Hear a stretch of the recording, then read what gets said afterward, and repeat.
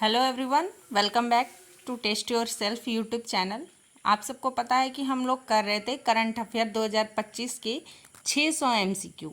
इसका ये पार्ट 3 है और इसे सीक्वेंस वाइज हम लोग कंप्लीट करेंगे पूरे 600 एमसीक्यू के थ्रू पूरे 12 महीने का करंट अफेयर, जो कि इम्पॉर्टेंट होगा BPSC, Bihar SI, Bihar SSC, SSC, banking, railway, UP के एग्ज़ाम्स और भी अदर गवर्नमेंट एग्ज़ाम्स जहाँ भी करंट अफेयर पूछा जाता है वहाँ उसके लिए इम्पॉर्टेंट होगा। तो वीडियो को 1 मिनट भी बिना स्किप किए पूरा देखिएगा। वीडियो को लाइक करिएगा, अपने दोस्तों के साथ शेयर करिएगा, हमारे चैनल को सब्सक्राइब करिएगा और अपनी पढ़ाई को एक कदम और आगे बढ़ाइएगा ताकि आप अपने ड्रीम जॉब को अचीव कर सके। क्योंकि अगर आपने वीडियो स्किप किया मतलब आप पीछे हो गए। तो आइए शुरू करते हैं अपना आज का ये वीडियो। सबसे पहला क्वेश्चन है, बोनालू उत्सव के संदर्भ में निम्नलिखित कथनों पर विचार कीजिए। कथन 1, बोनालू की उत्पत्ति 19वीं शताब्दी में हैदराबाद में हुई थी। दूसरा कथन है, यह उत्सव मुख्य रूप से देवी महाकाली की पूजा को समर्पित है। तीसरा कथन है, इसे आधिकारिक तौर पर तेलंगाना के राज्य उत्सव के रूप में मनाया जाता है। आपको बताना है कि इनमें से कौन सा कथन सही है, उपयुक्त में से कौन सा कथन सही है, ये बताना है बोनालू उत्सव के बारे में। ऑप्शन है यहाँ पे केवल 1, ऑप्शन बी केवल 2 और 3, ऑप्शन सी 1 और 3 दोनों, या फिर ऑप्शन डी 1, 2, 3 तीनों। तो 1 मिनट का पॉज लीजिए और आंसर कमेंट बॉक्स में बताइएगा। तो इसका उत्तर हो जाएगा 1, 2, 3 तीनों यहाँ पे सही हैं। बोनालू की उत्पत्ति जो थी वो हैदराबाद में हुई थी। ये महाकाली की पूजा को समर्पित है और ये आधिकारिक तौर पे तेलंगाना राज्य के उत्सव के रूप में मनाया जाता है। अगला प्रश्न है, निम्नलिखित में से कौन सी एकमात्र आनुवांशिक रूप से संशोधित जीएम फसल है जिसमें वर्तमान में भारत में व्यावसायिक खेती के लिए अनुमोदित किया गया है। ऑप्शन ए बीटी कपास, ऑप्शन बी बीटी बैगन, ऑप्शन सी जीएम सरसों, या फिर ऑप्शन डी जीएम गेहूं। तो आपको बताना है इसका सही उत्तर क्या होगा। तो इसका सही उत्तर होगा ऑप्शन ए बीटी कपास। अगला प्रश्न है, भारत में रक्षा अधिग्रहण परिषद का प्रमुख कौन होता है। Option A chief of defence staff, option B रक्षा सचिव यानी कि डिफेंस सेक्रेटरी, ऑप्शन सी रक्षा मंत्री डिफेंस मिनिस्टर, या फिर ऑप्शन डी प्राइम मिनिस्टर प्रधानमंत्री। तो बताना है आप लोगों को रक्षा अधिग्रहण परिषद डीएसी का प्रमुख कौन होता है, ये बताना है आपको। तो इसका सही उत्तर हो जाएगा रक्षा मंत्री। डिफेंस मिनिस्टर जो होते हैं वो रक्षा अधिग्रहण परिषद के प्रमुख होते हैं। अगला प्रश्न है, बिहार में हाल ही में स्थापित साइबर पुलिस स्टेशन के संबंध में निम्नलिखित कथनों में से कौन सा सही नहीं है। ऑप्शन ए, ये पुलिस स्टेशन विशेष रूप से साइबर अपराधों पर अंकुश लगाने के लिए स्थापित किए गए हैं। ऑप्शन बी, इन पुलिस स्टेशनों का नेतृत्व एक डीएसपी यानी कि पुलिस अधीक्षक रैंक का अधिकारी करेगा। ऑप्शन सी, ये पुलिस स्टेशन 24 घंटे कार्यरत रहेंगे। और ऑप्शन डी, साइबर धोखाधड़ी के प्रत्येक मामले में पुलिस शिकायत दर्ज करने के लिए पीड़ित के स्थान पर जाएगी। ये बिहार से रिलेटेड करंट अफेयर है जो कि बहुत ही इंपॉर्टेंट है। 71वीं बीपीएससी का प्रीलिम्स जो होने वाला है सितंबर में, उसके लिए। तो वीडियो को बहुत ही ध्यान से देखिएगा, हर क्वेश्चन को याद करिएगा। ये आपकी पढ़ाई में, आपके जॉब के प्रिपरेशन में एक मील का पत्थर साबित होगा। तो आइए देखते हैं हम अपना इसका आंसर क्या होगा। जो साइबर पुलिस स्टेशन स्थापित किया गया है बिहार में, उससे क्या संबंधित है। तो ये साइबर धोखाधड़ी से रिलेटेड है। कोई भी अगर साइबर धोखाधड़ी होता है तो प्रत्येक मामले के लिए पुलिस शिकायत दर्ज करने के लिए खुद पीड़ित के स्थान पे जाएगी। अगला प्रश्न है, बिहार के कैमूर रिकवरी प्रोजेक्ट का प्राथमिक उद्देश्य क्या है। बताना है आपको कि बिहार में जो कैमूर रिकवरी प्रोजेक्ट चल रहा है उसका उद्देश्य क्या है। ऑप्शन ए है, कैमूर जिले में पर्यावरण, पर्यटन और सांस्कृतिक विरासत स्थलों को बढ़ावा देना। ऑप्शन बी, बाघ संरक्षण का समर्थन करने के लिए क्षरित आवासों को बहाल करना और शिकार प्रजातियों की प्रचुरता को बढ़ाना। ऑप्शन सी, स्वयं सहायता समूहों के माध्यम से कृषि उत्पादकता और ग्रामीण आजीविका का विकास करना। ऑप्शन डी कैमूर क्षेत्र में नए औद्योगिक क्षेत्रों की स्थापना और बुनियादी ढांचों में सुधार करना। तो बताना है कैमूर रिकवरी प्रोजेक्ट के बारे में। तो ये हो जाएगा जो बांध संरक्षण समर्थन के लिए क्षरित आवासों को बहाल करना और शिकार प्रजातियों की प्रचुरता को बढ़ाना। ऑप्शन बी इसका सही उत्तर होगा। चलते हैं अगले प्रश्न की तरफ। अगला प्रश्न है 17वां ब्रिक्स शिखर सम्मेलन हाल ही में रियो डी जेनेरियो में आयोजित किया गया है। इस संदर्भ में निम्नलिखित कथनों पर विचार कीजिए। कथन 1, यह एक गैर सरकारी संगठन है। कथन 2, ब्रिक्स में 11 देश शामिल है। कथन 3, 2026 का ब्रिक्स शिखर सम्मेलन भारत में आयोजित किया जाएगा। ऑप्शन है केवल 1, ऑप्शन बी केवल 2, ऑप्शन सी तीनों या फिर ऑप्शन डी कोई नहीं। तो ये हो जाएगा ऑप्शन बी केवल 2 इसमें सही है। अगला प्रश्न है कॉलेजियम प्रणाली के संबंध में निम्नलिखित कथनों पर विचार कीजिए। न्यायिक नियुक्तियों के लिए कॉलेजियम की सिफारिश राष्ट्रपति द्वारा नियुक्ति वारंट पर हस्ताक्षर करने के बाद ही बाध्यकारी होती है। दूसरा कथन है कि भारत में न्यायाधीशों की नियुक्ति के लिए कॉलेजियम प्रणाली द्वितीय न्यायाधीश मामले 1993 में सर्वोच्च न्यायालय के निर्णयों के माध्यम से स्थापित किया गया था। आपको बताना है इनमें से कौन सा कथन सत्य है।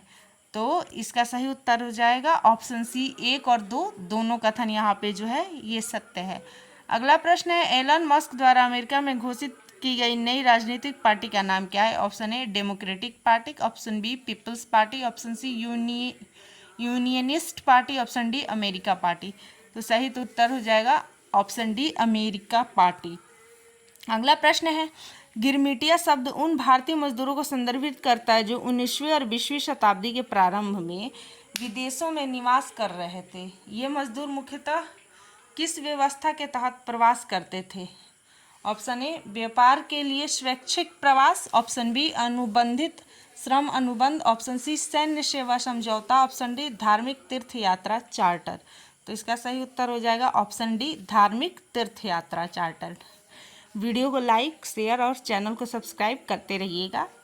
वीडियो को एंड तक देखिएगा, स्किप मत करिएगा। अगला प्रश्न है क्वाड समूह में निम्नलिखित में से कौन से देश शामिल हैं जिन्होंने हाल ही में क्रिटिकल मिनरल्स इनिशिएटिव लॉन्च किया है। ऑप्शन ए चीन, रूस, भारत और दक्षिण अफ्रीका, या फिर ऑप्शन बी संयुक्त राज्य अमेरिका यानी कि USA, Japan, Germany, Bharat, option C Australia, संयुक्त राज्य अमेरिका, जापान और भारत, या फिर option D Canada, Australia, Bharat और फ्रांस। तो इसका सही उत्तर हो जाएगा option C Australia, USA, Japan और भारत सही उत्तर होगा।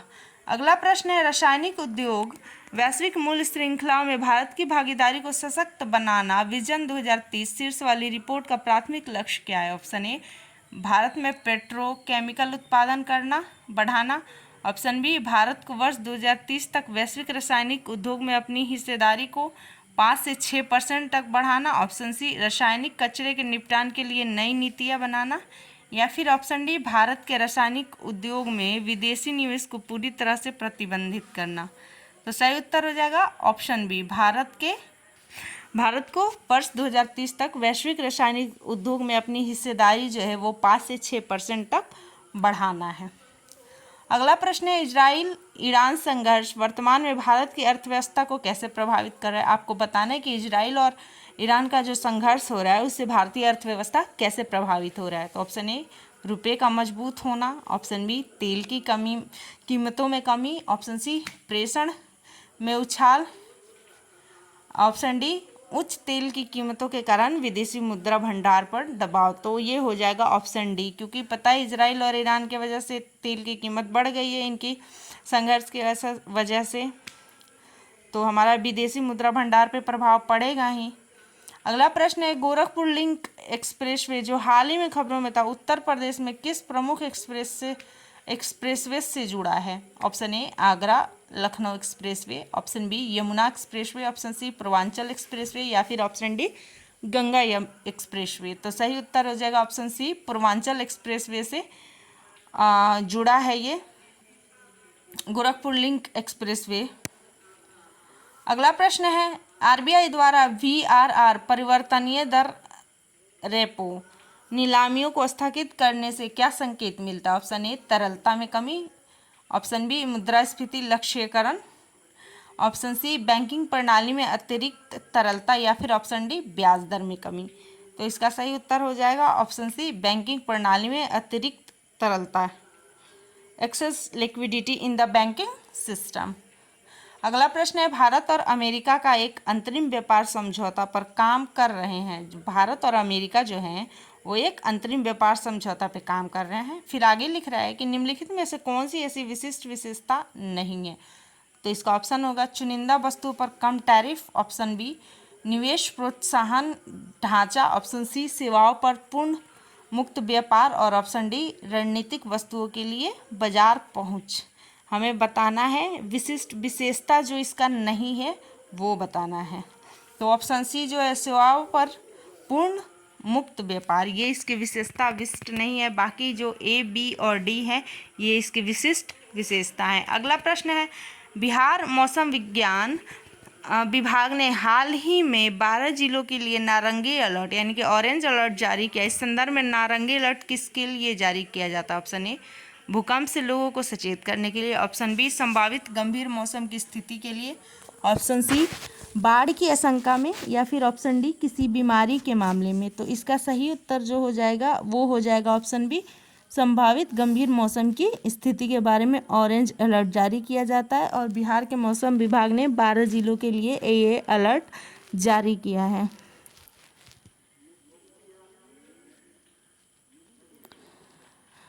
बिहार के सरकारी मध्य विद्यालयों में हाल कक्षा 6 से लेकर 8 में हाल ही में निम्न में से किस प्रमुख शैक्षणिक पहल को अनिवार्य किया गया?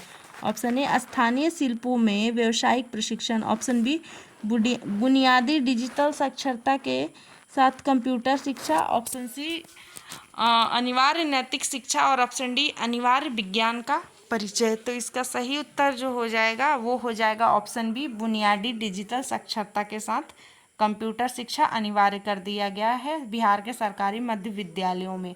अगला प्रश्न है, बिहार के पीरपैंती में 4 निजी कंपनियों द्वारा स्थापित किए जाने वाले बिजली संयंत्र की कुल प्रस्तावित क्षमता कितनी है? Option A 1200 megawatt, option B 28,000 megawatt, option C 800 megawatt, या फिर ऑप्शन डी 2400 मेगावाट। सही उत्तर हो जाएगा ऑप्शन डी 2400 मेगावाट। अगला प्रश्न है, भारत के राजनीति जनगणना के संबंध में निम्नलिखित कथनों पर विचार कीजिए। कथन 1, स्वतंत्र भारत में पहली और एकमात्र जाति आधारित जनगणना 2021 में हुई थी। कथन 2, 2011 की सामाजिक आर्थिक और जाति जनगणना के आंकड़े पूरे जातिवार जानकारी के साथ सार्वजनिक रूप से जारी किए गए थे।